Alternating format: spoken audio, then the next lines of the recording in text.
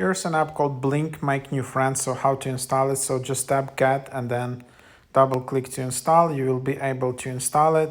This app is an alternative to Porp app or to Viz app. There are a lot of apps in this category where you can just find friends, not just dating.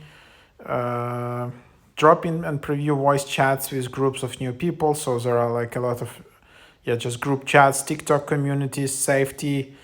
They try to ensure that this is like a safe place. And then you can just add few things about yourself, whatever. I'm just showing you here how it looks like. And then you just need to say your age group, what's your zodiac sign. I think that's the one.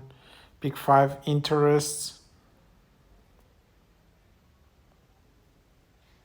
Here you can just select entertainment, food and drink, gaming, movies, television.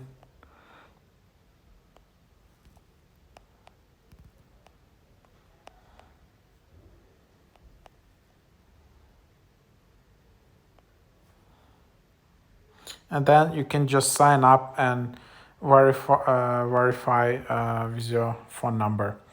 So that's basically the idea.